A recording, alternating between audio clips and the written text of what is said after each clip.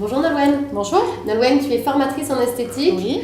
Aujourd'hui, Valérie a une question pour toi. Elle a 26 ans, elle a entendu parler de l'utilisation de cellules souches en cosmétique. Alors elle se demande déjà d'une ce que c'est et est-ce que c'est dangereux ? Non, alors déjà je vais répondre non, ce n'est pas dangereux. Il faut savoir qu'en cosmétique, on utilise uniquement des cellules souches végétales, donc dérivées de plantes.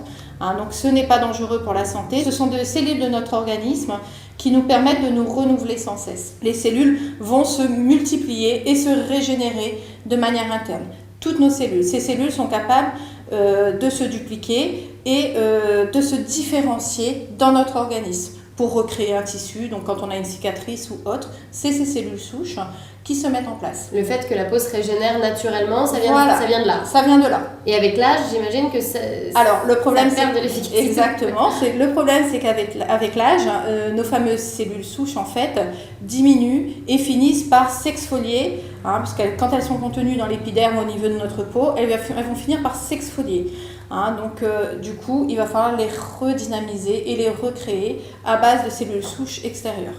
Donc on prend des cellules souches végétales qui ressemblent aux nôtres, c'est ça ? Alors elles ne ressemblent pas tout à fait, puisque les plantes, vous savez bien, elles ont la capacité de s'auto-renouveler et de se régénérer constamment. On va couper un arbre, il va repousser, etc. Donc elles se régénèrent constamment.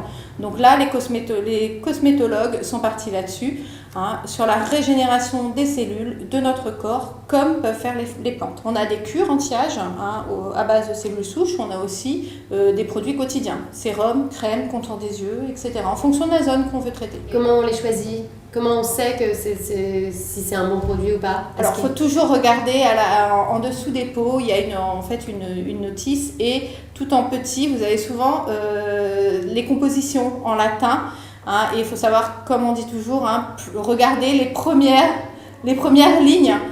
Plus le produit est actif et plus il est composé de principes actifs. Plus il est haut dans cette liste. Donc il y a des pourcentages de principes actifs. Sans les afficher, ils sont dans l'ordre.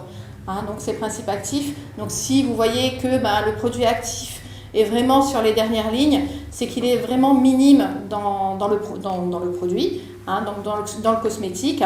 Donc il faut vraiment prendre quelque chose d'autre.